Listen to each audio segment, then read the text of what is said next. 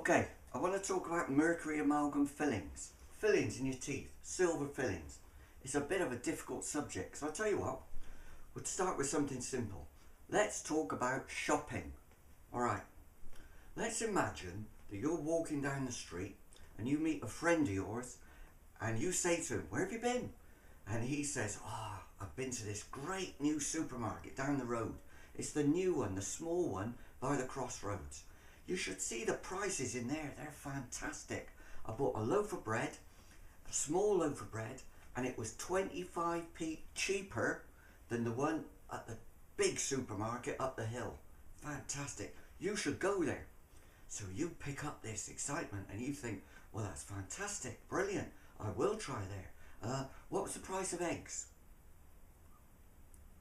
And your friend kind of looks at you and he thinks about it, because he's just told you what the price of bread was and he's got a bag. You can see he's done some other shopping, so you're asking him about the price of eggs, because you know that at that supermarket for 90p you get half a dozen free range eggs. So you're wondering, is it cheaper than that?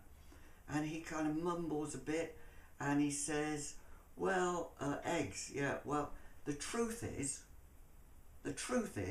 he doesn't know. He doesn't know what the price of eggs are." But he can't really admit to that. He can't admit that he was going around that supermarket. He looked at bread, he looked at tins of beans, he looked at washing up liquid, but he didn't look at eggs. He didn't want to tell you that. So he thinks about it and he thinks, "Well, I know what the price of bread was, and that was very cheap. So maybe eggs were cheaper as well." So he says, "Oh, well, I'm sure eggs, they're cheaper. Everything's cheaper in that supermarket." Now that's a problem with supermarkets, because you see what they do is they actually put down the price on certain things, like say bread, because then people talk about it and they all come in and they do the shopping there. And actually you go round and you pick up your other stuff and you pick up your tins of beans, and actually the beans are more expensive than they are up the road. But because you've got a good bargain and because you're in that mood where you think, "Oh, I'm getting lots of things here," then you're very happy about it. But let me say that again. Your friend went to the supermarket and he bought some bread, and he knows that, that's a fact. He went to the supermarket, he bought some bread, and that bread was cheaper. What does he know about eggs in that supermarket? Nothing. He doesn't have any information about eggs in that supermarket, and he can't deduce just from the price of bread what the eggs are. He can't say, "Well, in that supermarket, knowing what I know about bread, I can pretty much guess what the price of eggs are," because he can't. He doesn't have that data. So how does that relate to mercury amalgam fillings? Well, I've been reading a book and it's called Bad Science by Ben Goldacre, and he's an expert in the field, looking at research, looking at various forms of ill health, looking at various challenges to health. And mercury amalgam fillings, some people allege, lead to all kinds of different diseases and health challenges. He says no. And the reason he says no, as he points out in an article in The Guardian, is that evidence, he says, is emerging that mercury amalgam fillings are quite safe. Now that's like saying that evidence is emerging that the supermarket down the road is selling all cheap goods, because actually the evidence he talks about is one major study, and this study was about 7 to 10-year-olds, and it looked at neurological development. So it was about how their brains were developing from the age of 7 to the age of 10. And to test that, the researchers gave them IQ tests. Good, that tests something. And it gave them reaction tests. So you know, like whack the mole, you have these things popping up and you have to whack them like that. They measured reaction time, so that's okay. And then they measured memory tests. Well, that's difficult at the best of times for all of us, but they tested those things over a period of 3 years. And what they found was that on the whole, the people with the mercury fillings were just the same as the people without mercury fillings. So that means that having mercury fillings doesn't disadvantage you as far as IQ goes and reaction time, hang on, in 7 to 10-year-olds. It doesn't, that whole study doesn't say anything about 17-year-olds or 27-year-olds or 37-year-olds or 47-year-olds or, in my case, 57-year-olds. Because what I was interested in, I was 57 and I'd had fillings in my teeth for about 50 years and I wanted to know if they were dangerous. So here's a study of 7 to 10-year-olds. Now, at the best, what it might prove is that 7 to 10-year-olds are quite safe. There's no harm coming to them from having mercury fillings. So my question is, right, if we followed those 7-year-olds for 50 years, would that still be the case? And the answer to that is, we don't know. We don't even know how those 7-year-olds are going to get on when they're 17. We don't know that. We can't predict from the information we've got of how they were from 7 to 10, what they're going to be like from 17 to 20. That's just the people in the study, let alone the rest of the world. We don't know how the other 7 to 10-year-olds in the world are. We don't have that information. We just have to guess based on what we know about these 7 to 10-year-olds. But we don't know how 17-year-olds are, and we don't know how these people are going to be when they're 17 or 27 or 57. And in particular, the one thing I was worried about is that having had mercury fillings in my teeth for 50 years, what happened when I was 57 is they started to crack and split and little bits fell off. And I noticed that sometimes. I was eating and I felt some crunch and I just pulled it out and there was a bit of mercury filling in my hand, so I threw it away. What worried me was, what if I'd been chewing, say eating some nuts, crunching away, a little bit of mercury amalgam had fallen off? What would have happened to that? It might have gone down into my stomach, and that mercury amalgam might have been absorbed in my system. So I was interested to know what research had been done about people swallowing mercury amalgam fillings. There isn't any. You look at 7 to 10-year-olds and they've been tested. You look at 57-year-olds and there's nothing. You cannot predict from that study the answer to my question. And even though some people are very worried about mercury amalgam fillings because they think that what happens is as you eat, some kind of vapour comes off the filling or some little element of that filling gets absorbed into your bloodstream. And people say, no, that doesn't happen. There's no evidence for that. I'm not talking about vapour. I'm talking about actual bits of mercury amalgam filling and swallowing them. Isn't that a bit dangerous? Dentists make every possible action to make sure that they don't pick up any mercury amalgam on their hands. They wash their hands to get rid of it, and any mercury amalgam left over is put in a secure container and taken away for disposal.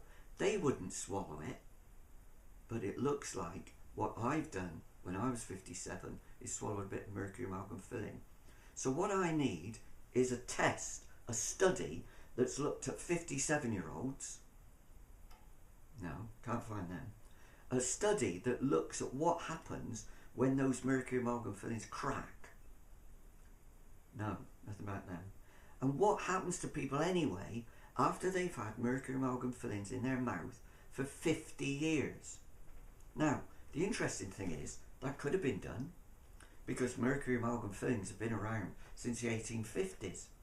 So if we started tests in, say, the 1920s, we could have followed people throughout their whole lives and found out what sort of health challenges they had. But it hasn't been done. There aren't those kind of studies. And the catch is that in Ben Goldacre's book, Bad Science, when he talks about this major study, 7 to 10-year-olds, happened over 3 years, very impressive, 1,000 children were involved, nice round number, that's good. What he also says is that that was the first major study. So we've had mercury amalgam fillings for over 150 years and there's been no major studies. We've just been using them Dentists have been putting them in people's teeth. People have been absorbing them. Maybe. We don't know because we haven't tested that. People who are 50 might find that their mercury amalgam fillings are cracking. We don't know. We haven't studied any of that.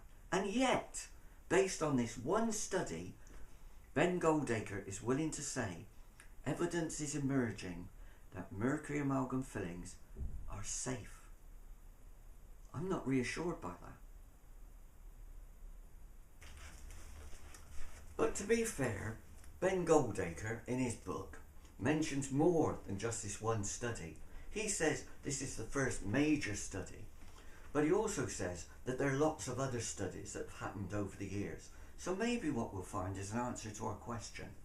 This was a major study into 7 to 10 year olds. Maybe there's other studies into 7 to 10 year olds and we can compare the two. Possibly.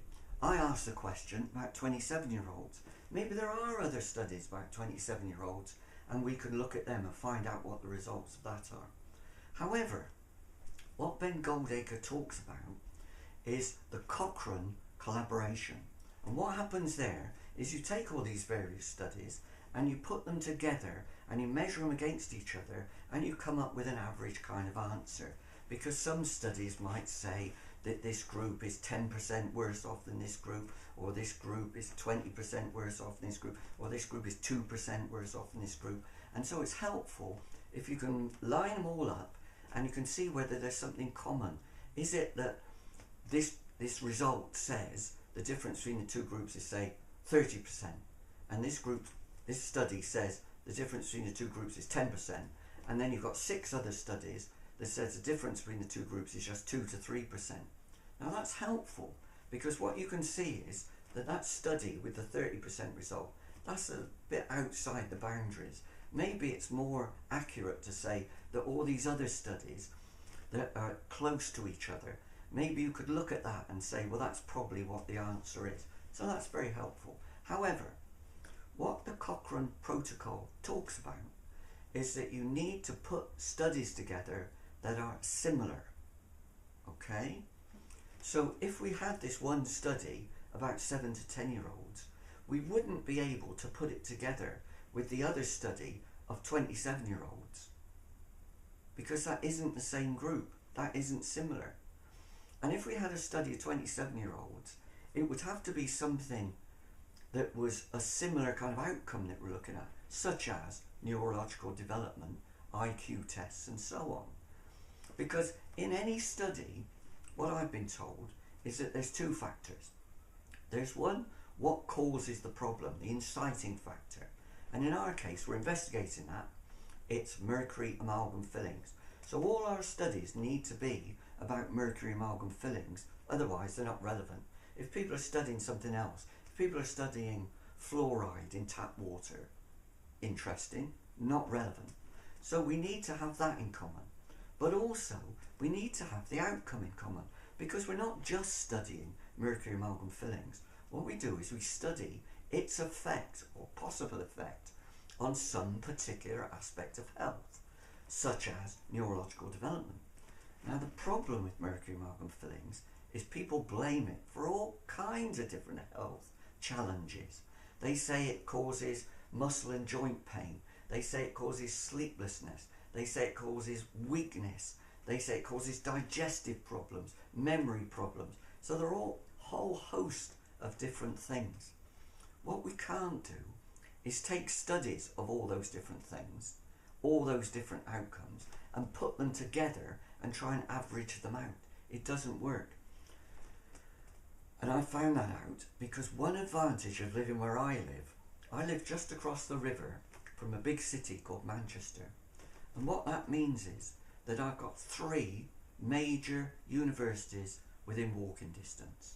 3 universities. And all of them have got people in them that are used to the idea of the Cochrane Collaboration and talk about comparing studies. And when I've mentioned this point to them, that's what they've told me.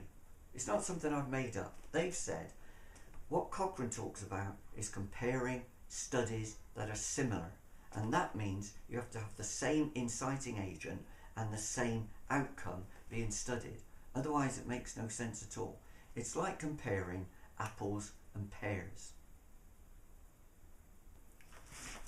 So it's an interesting thing talking about apples and pears. Let's go back to my friend, the one who went to the cheap supermarket. Let's imagine I met him on the street and we'd both been shopping. And I said to him, and what have you got in your bag? And he said, oh, I've got some real bargains. I've got some apples that I bought in that supermarket. And they're really cheap. They're such a bargain. You should go down there. What have you got? And I say, well, in my bag, I've got some pears. Okay, he's got 5 apples. I've got 5 pears. So it sounds like that between us, we've got 10 items of fruit. Okay, so on average, there's just the 2 of us. How many apples have we got? Well, there's 2 people and there's 5 apples. So on average, there's 2.5 apples each. Okay, I look in my bag. I haven't got any apples. He's got all the apples. He's got 5. I've got none. Okay, so you can do that. You can play with the numbers, but that doesn't mean that once we've done the exercise, I'll walk away with 2.5 apples. I haven't got any apples. I start with no apples. I leave with no apples. Now, this is a funny thing, because what it means is you can play with the figures, but it doesn't move around the facts. So when we talk about studying ill health, it might be that some people are ill and some people aren't ill. When you talk about averages and putting them together, the fact is the ill people are ill and the other people aren't ill. They aren't averagely ill. They aren't half ill each. The other thing about it is that we were talking about apples and pears at the same time. When people do research studies, they don't do that. They don't come along the road and say to you, hello boys, how many pieces of fruit have you got? They don't do that. It might be that somebody comes along the road and says, I'm researching apples. Okay, ask the question, how many apples have you 2 got? My friend says, I've got 5 apples. I say, I've got no apples. They might write that down. They might play with those numbers. They might average them out, as I say. But we'll go off home and we won't have shared the apples. At the same time, I've got 5 pears, remember? I've got 5 pears in my bag. Nobody's mentioned that. No, because the person studying the apples wasn't looking at pears and didn't get that information. But wait a minute, here's somebody coming along the road now and they say they're studying pears.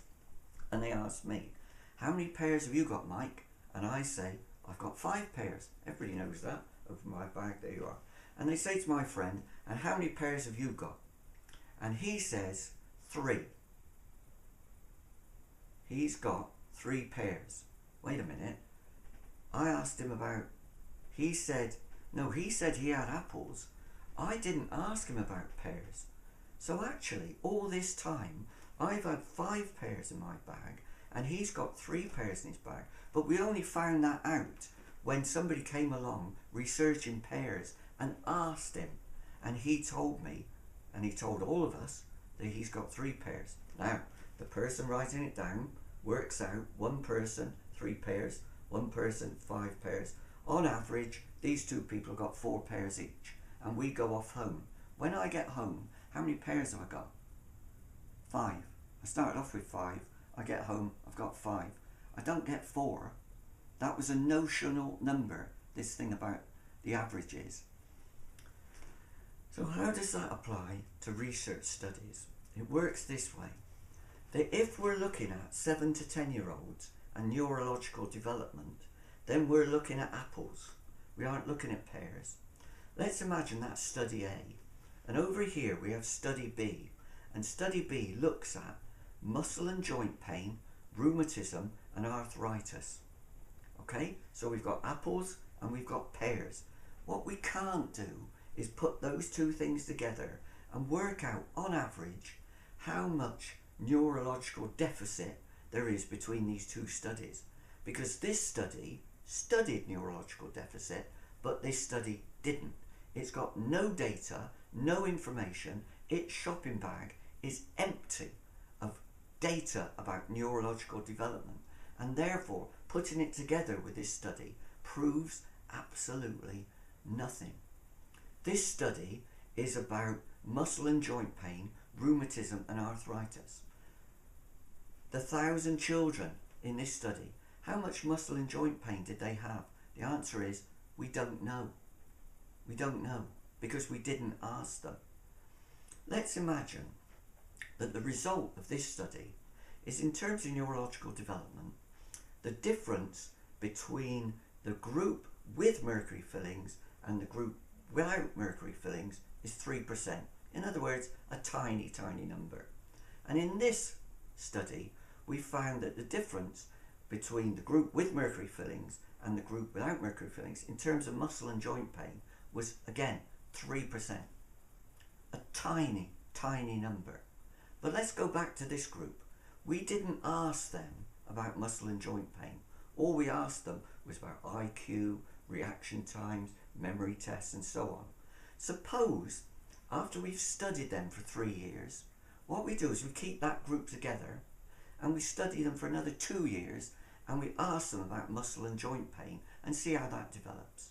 Because after all, we've studied the group over here, group B, and we find that actually they've got muscle and joint pain, and the difference between with mercury fillings and without is the small amount, 3%.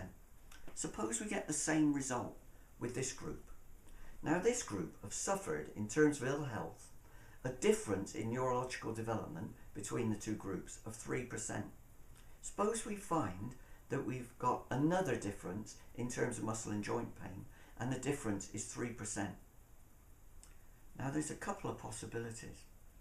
It might be that the people who are reporting muscle and joint pain over here are the same people who we discover have got a slight challenge in their neurological development.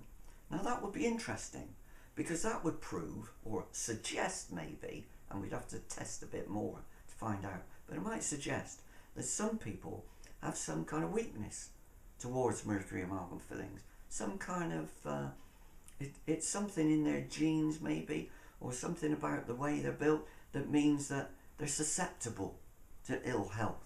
It might be that, but hang on, that would prove that there is something wrong with mercury amalgam fillings. So that would be interesting. On the other hand, what we might find is that the people reporting muscle and joint pain are a different group of people. So now what we've got is a 3% neurological deficit in the group that's got mercury amalgam fillings, and a 3% extra reporting muscle and joint pain in the group with mercury amalgam fillings. So doesn't that mean that we've now got 6% of people in that group reporting ill health, and they are in the group that have mercury amalgam fillings? It's not that we've got 3% over here, and 3% is nothing, so we can just ignore that neurological deficit. And we've got a group over here reporting muscle and joint pain, but it's only 3%, so that's nothing. But if we actually study those same outcomes in the same group, and we find that there's a tiny, tiny amount reporting extra muscle and joint pain, and a tiny, tiny amount reporting neurological deficit, well, 2 tiny, tiny amounts add up to a tiny amount, and 4 tiny, tiny amounts would add up to a small amount, and 8 tiny, tiny amounts would add up to a medium-sized amount. So the fact that we've got all these other studies, muscle and joint pain, digestive problems, insomnia, kidney problems, if what we found in all those different groups was that there was a difference between those with mercury fillings and those without mercury fillings, it was a tiny, tiny amount. But we've written that off because it's a tiny, tiny amount, and we've studied all those different people. What if we study the same people? What if that group of 7 to 10-year-olds who are now 10 to 12, aren't they? Because we studied them for another 2 years. What if we study them again and we look at insomnia?